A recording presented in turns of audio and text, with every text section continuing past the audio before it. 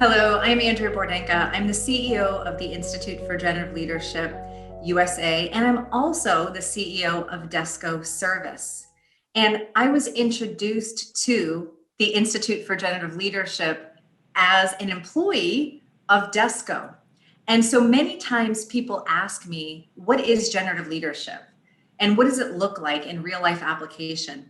So what my colleagues here, and these three lovely women are a part of my team at DESCO, and they're also students at the Institute for Generative Leadership. So what they've offered to do here is to share their experience, and I'm going to share mine as well, of how the pragmatic application of generative learning and generative leadership, what it looks like in real life. I'm going to pass it over to Cindy to begin with, if you're open to that, since you went first earlier. And just, yeah, if you could share with us, what has the impact been for you? I can choose to be calm and settled, and which is very soothing to the body. And today I had a breakdown that old patterns didn't show up. I didn't find myself impatient, wanting to blame somebody else, wanting to say I told you so.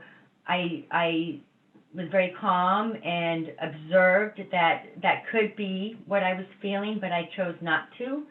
And I was really proud that I could not take my frustration or even have that frustration to take out on somebody else. I didn't explode on someone else. I allowed the conversation and the breakdown just to work its way through in a soothing pattern, so that after the fact I could express what I was feeling to my colleagues, which was a little emotional, but I was able to be vulnerable, which I wasn't able to be in the past, and accept that that's who I am. Beautiful. And it's been life-changing for me in every single way, in business and professional. Everything just connects. Yeah.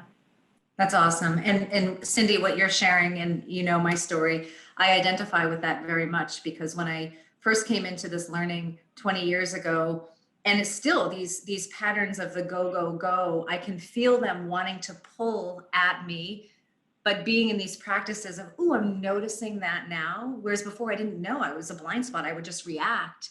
And so now being able to settle in, take that breath and look at it differently, new possibilities emerge, and I'm able to have conversations in a very different way versus the blame, the frustration, the impatience, like, why aren't you doing things the way that I want you to? And I was very inaccessible to people. And Cindy, I don't know if you remember, but early on when you would come into my office, because you've been working at DESCO for many years, I would be really tense and sometimes explode or send you out because I just didn't have the capacity to connect with you, because I was in my own impatience and reaction. So like, it was like we were butting heads, and we haven't had that in years.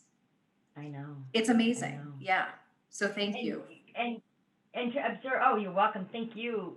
To observe that that's, not where I have to go. I mean, Yes. that's not healthy for me. That, blame, and that whole confrontational conversations doesn't serve me well. My whole body's tense, and it's exhausting. So it's nice to be aware that we have a choice, that we don't have to feel that. Yes. And I do remember those days, because we both were very much alike like that. And I know that I would regurgitate myself on you, and I did that a lot. And that was part of anger that I was holding for 15 years of my life, and recognizing that I didn't want to move through that anger anymore. So again, that helped me in my personal life as well, if we want to get really deep into it. Beautiful. Yeah, me too. Thank you, Cindy. Thank you. You're welcome. Thank you. Mwah. Mwah. Okay. How about you, Cecilia? I had big issues dealing with breakdowns. And I couldn't define breakdowns. What's breakdowns? That word was not on my dictionary. But through the Institute, Generative, I was able to start defining emotions. That's the first thing that I learned. And for me, it was a breakthrough. It was a big issue, because I never learned about emotions. what is being said, what is being frustrated. And we never spoke about that in my family. And and so through the generative leadership, I was able to start learning, identifying that. And because of that, if I'm have a breakdown, I'm able to go to inner self and define how I'm feeling. And because of that, I have a more control through on my emotions. Mm. So, and there's so many things that I changed my life through the generative leadership in so many ways. I could be here and talking for hours. So many changes. I sometimes I don't recognize myself how I change it. How, but I believe the emotion was a big issue for me because if you don't know how to control your emotions, you are not able to control anything because emotions start in yourself. If you're not able to learn about how you feel, you cannot help others. So Yes. And this is that's something, I've heard other organizations say, like, leave your emotions at the door or don't be emotional. And as human beings, we're in emotions all the time. So what you're indicating here is, in my listening, is you now know that yes, it's normal to have emotions and that you can manage them versus reacting from them.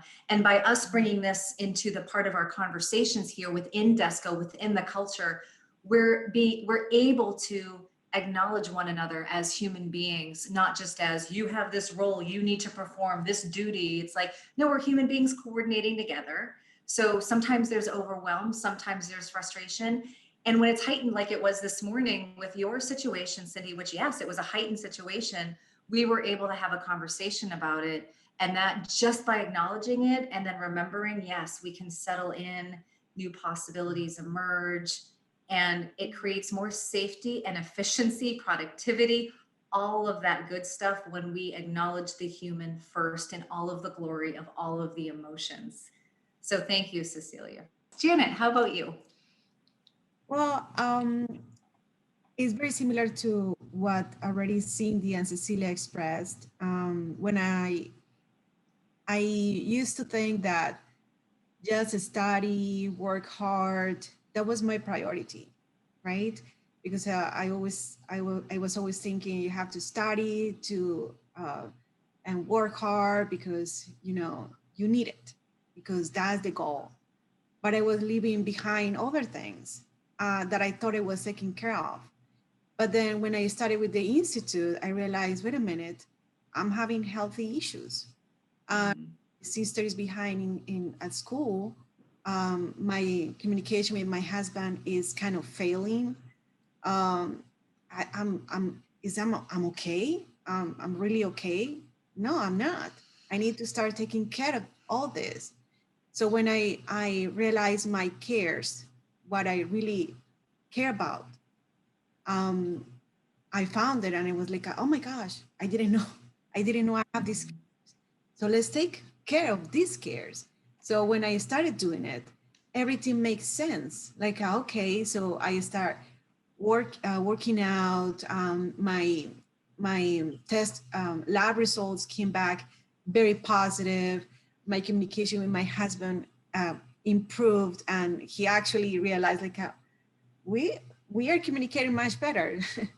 I started taking care of my daughter's learning, and I mean everything was like even having um, communication with my mom. I was not really having time with her, so also scheduling time, having time for everything that I really I really care about was also very important because when you don't put things in your schedule, like a simple thing, like spending time with your mom, you have to put in your calendar. You have to set up time for that because it is important.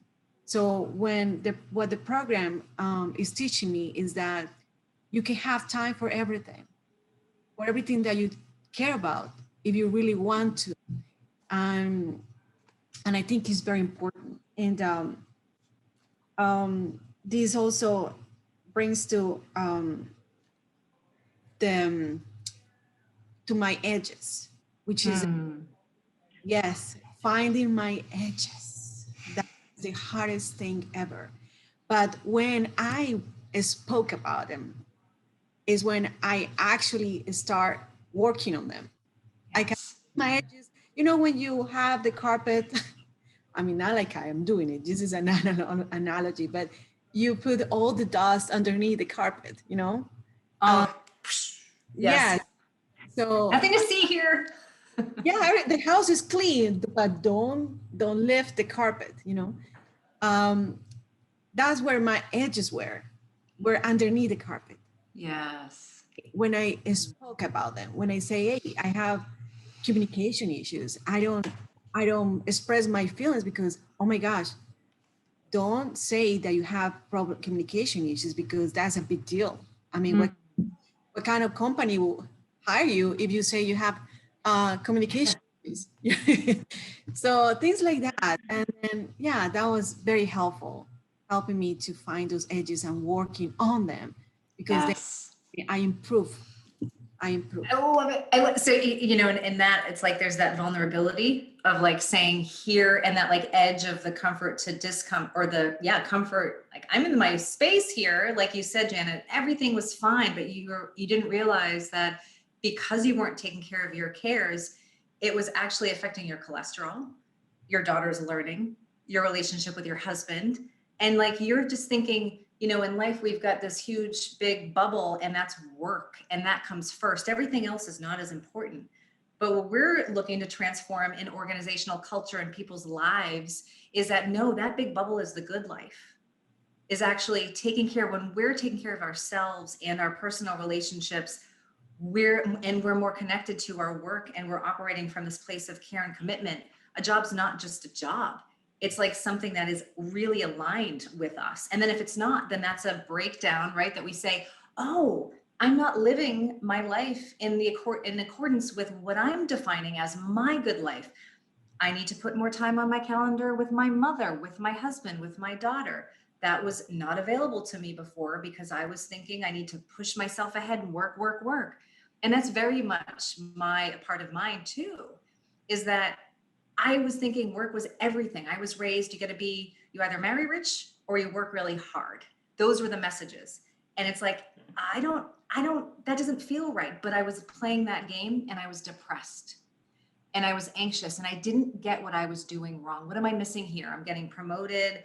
I'm doing all of these things, but then I'm drinking and I'm smoking because I wasn't defining my own good life. I wasn't defining what are my standards for relationship? What are my standards for being a CEO? What does that mean? What kind of culture do I want to build here? I want to be in a place where I want to work. I want to be vulnerable too. I want to be able to say, you know what, guys, I'm feeling overwhelmed today. Can we have a conversation? And that's what I love about our regular conversations that the four of us have every other week. We set up this team here just to talk about how are we doing with our learning and how are we seeing it's relevant in our lives and in our work. And here's the quantifiable data, right, that we have from this is Janet is a testament to the health. Your cholesterol went down and you became healthier. So you've got those metrics, that scale. At DESCO, we've doubled our revenue and we've quadrupled our profitability. That's pretty substantial. We've cut down our meetings from an hour and a half to our promise meetings to 45 minutes. So the leadership team meets every week. And it used to be, we'd be talking about a whole bunch of stuff, but now that we're focused on outcomes and commitment and we're conscious about the actions we're taking, we're more efficient as a team. So it starts with the personal, it starts with the individual, and then it extends out to, of course, everything else. So I'm just grateful that you were all willing here because I believe in this work so much. And I know that you all know that. And I want to bring this into the world in a big way, into education. And that's what we're doing. We're running a pilot program with that right now, within education, within organizations, families, communities. And you are all a part of this. So thank you for sharing your story and how you have learned and applied this work in your lives and at work. I'm just really grateful.